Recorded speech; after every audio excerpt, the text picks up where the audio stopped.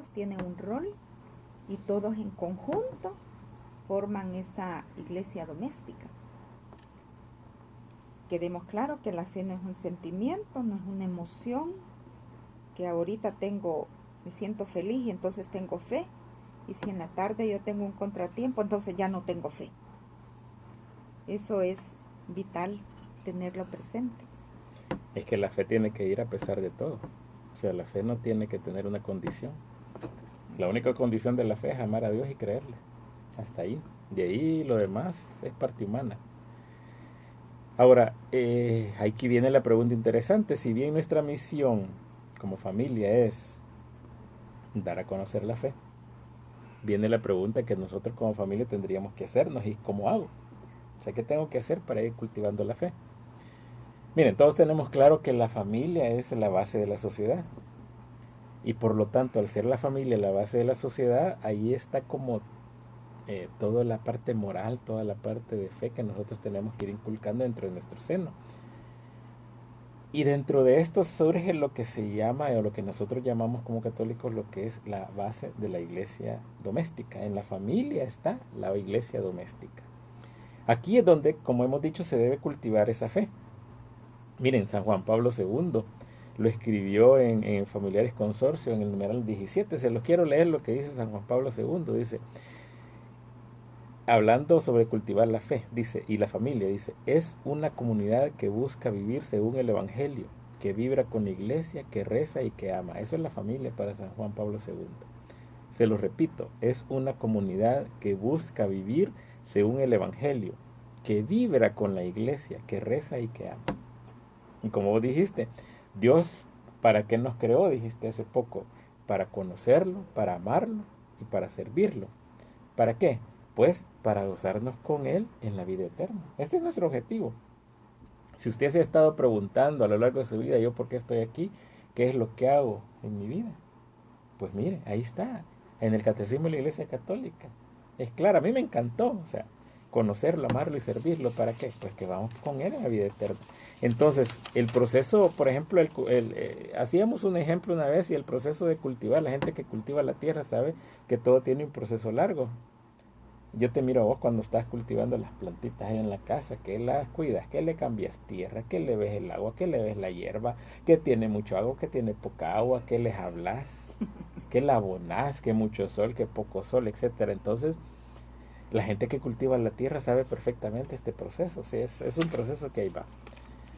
Entonces, a veces nosotros, por ejemplo, yo en mi caso, yo no puedo, o sea, yo te miro y te admiro por lo que haces, pero en el caso mío yo puedo tener buena intención de hacerlo, pero la vez pasada me puse a regar las plantas y si mal las ahogo. ¿Te acordás que me dijiste, mira, mucha agua le echaste? Entonces, si no sabemos en realidad cómo lo vamos a hacer, por muy buena voluntad que tengamos, probablemente no lo hagamos bien. ¿A dónde es que quiero llegar con esto? Miren, nosotros tenemos que buscar dentro, no tenemos que ser como entes aislados para ir cultivando nuestra fe. Para poder aprender, necesitamos que de alguna forma nos vayan guiando, necesitamos que vayamos aprendiendo poco a poco. A veces yo quiero hacerlo solito, nosotros como familia podemos decir, no, nosotros lo vamos a hacer nosotros solitos, pero probablemente no vamos a obtener los resultados que nosotros queremos, porque hay gente que tiene mucho más experiencia, ha crecido más y todo eso. Miren, en una vez te recordás que el padre Leopoldo nos decía en una misa, si nosotros vamos a misa todos los días implica lunes, martes, miércoles, jueves, viernes, sábado, domingo, no únicamente domingo, sino que todos los días, al cabo de 3 años nos decía, habremos leído la Biblia. El hecho de asistir a misa todos los días. Entonces, ese hecho de asistir a misa, ese hecho de oír las reflexiones del Padre, nos van a ir guiando poco a poco. Y de eso se trata precisamente. Nosotros tenemos que irnos cultivando poco a poco. Y así es como debemos de ser nosotros como iglesia misma. Somos una comunidad, la iglesia es una comunidad con una misión importante y que en el día a día debemos ir dejando que nos vayan guiando y nos enseñen cómo cultivar esa tierra, que en el caso de nosotros es nuestro corazón. Porque decía la palabra del doctor Mon, guárdalas en el corazón. Entonces, ¿qué es lo que hace la iglesia? Nos va preparando y va dejando que nosotros nos va preparando, nos va cultivando, abonando, cuidando, regando, dándole sol al corazón. Porque ahí es donde están las cosas que nosotros vamos a ir a hacer vida. No es bueno, nosotros por lo tanto no es bueno quedarse en la casa solo, buscando, sin, a veces dice gente, no, yo para qué voy a ir a una comunidad, yo para qué voy a ir a hacer esto, yo solo voy a misa, yo entiendo. No, Jesús mismo nos mandaba de dos en dos. Jesús mismo buscó a 12 personas y después buscó a otras para que fueran difundiendo su palabra, porque crearon comunidad. ¿Se recuerdan cuando dice, habla en Hechos de los Apóstoles de las primeras comunidades? Dice. O sea, el plan de Dios es en comunidad, porque en comunidad cuando uno falla, el otro está ahí para sostenerlo. O sea, nosotros somos humanos y como personas humanas, a veces desfallecemos. A veces no queremos ir a misa, a veces no queremos ir a una reunión de grupo de crecimiento, a todos nos ha pasado. Entonces cuando nos pasa eso, ¿qué es lo que sucede? Hay otros hermanos que nos animan. ¿Cuántas veces a nosotros no nos han hablado? ¿Cuántas veces nosotros nos dicen, miren, ¿qué les pasó? ¿Por qué no han venido? Y cuando uno está desmotivado y alguien se siente que le interesa, se siente bien bonito. Cuando uno está pasando por algún problema y hay una comunidad que diga, mira, estamos orando por vos. En comunidades, con lo que son, por ejemplo, hay obras de misericordia, cuando hay familias que están necesitadas por pérdida de trabajo, por enfermedad, sentir que una comunidad llega donde ellos y los apoya, ya sea con palabras de aliento, con oraciones, con canastas básicas, ahí es donde se va formando realmente la comunidad y ahí es donde se va haciendo vida la verdadera misión de lo que es la iglesia. Así que nosotros como iglesia tenemos una misión grande, la misión de aquellos que hemos sido escogidos por Dios, ¿verdad?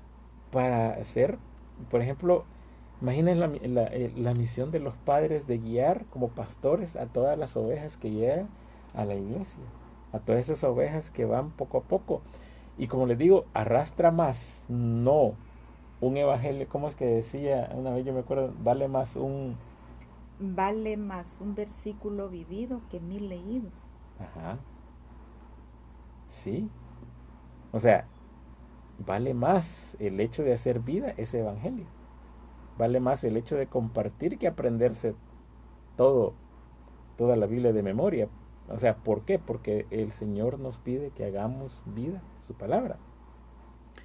Entonces, fíjense, nosotros dentro de la vida de familia, dentro de esto tenemos esa misión. ¿Y qué es la misión de nosotros? Ir poco a poco cultivando esa tierra, cultivando ese corazón para obtener los frutos que Dios quiere en cada uno de los que formamos nuestra familia. Nuestra familia, nuestros hijos, para que irles dando a reconocer. Entonces, ¿qué es lo que va a pasar con eso? A lo largo del tiempo ese rebaño se va a mantener unido y va a llevar con el ejemplo, porque al final de todo esto vale más el ejemplo. Por eso es que vino Jesús también, porque Él nos dio el ejemplo de entrega, nos dio el ejemplo de cómo amar, nos dio el ejemplo de cómo darse a los demás. Y entonces el hecho de mantener unido ese rebaño es que va a llevar a los demás hermanos a los pies del Señor. Y ahí está una de las misiones de nosotros que tenemos como familia. Y ahí es donde encontramos la explicación de que porque hoy en día la familia está sumamente siendo atacada por el enemigo. ¿Por qué? Porque la misión de nosotros como familia es llevarnos a los pies de Dios, a los pies del Señor. Fíjate que la familia tiene un rol tan importante para el desarrollo de los mismos pueblos, ¿no? Pero como vos decís, ahorita está siendo sumamente atacada. Vemos unas cosas desastrosas de la noche a la mañana, que uno ni cree lo que está pasando, pero ¿qué sucede? Muchas veces nosotros no hemos tenido una vida espiritual fuerte y entonces vienen todos los abates y no es una casa edificada sobre piedra, fíjate.